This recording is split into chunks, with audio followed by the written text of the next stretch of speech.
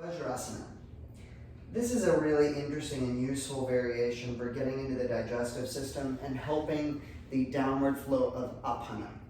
So whenever I've got someone that I'm working with digestive issues, it's actually great for menstruation issues as well, because we're trying to direct the flow of energy downwards, which is facilitating digestion, it's facilitating menstrual flow. Naturally, anytime where you're trying to keep things in and up, you don't want to facilitate that flow. That being said, everything is dependent on a variety of factors. So just because you are in a position where you don't want to be stimulating downward flow, it doesn't mean that this can't be modified in a way that can still help you. So always consider that it's never one way or another, and it's never polarized in terms of black and white. Always do this or never do this. So starting in this position, tailbone is gently tucked and the feet are firmly pressed into the ground.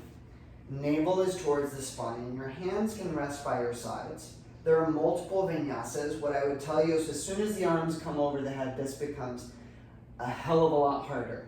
So stay in this position for now. The idea as you do this is you're trying to keep the shoulders stacked over the hips as you exhale and lower, and keeping the shoulders stacked over the hips as you inhale and come back up. Many people are going to let the hips hinge backwards, or they're going to lean backwards to make this happen, and this is going to affect the flow through the pelvic floor. So you're always going for neutral pelvis, and as you lower, you let the hips hinge. So you're going to do this back and forth multiple repetitions. Only do what you can without losing control of your breathing or losing your grounding in your feet. This is super quad heavy. So really pay attention to what you're able to tolerate, because I want you to be able to do multiple repetitions.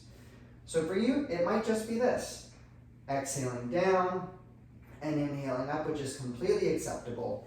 If you are easily able to exhale down and inhale back up and do multiple repetitions like that, then great.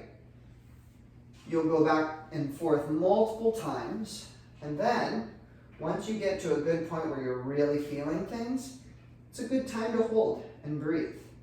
You can even experiment with going halfway down, even if you can go all the way down, and see if you can hold this position without clenching your butt. So as I'm halfway down, right now, I'm not actually tightening the butt muscles. The only thing I'm really feeling is the quads. So multiple repetitions with a hold, come back up, observe what's changed. You might even sit on the floor and notice how your posture is different after doing that vinyasa.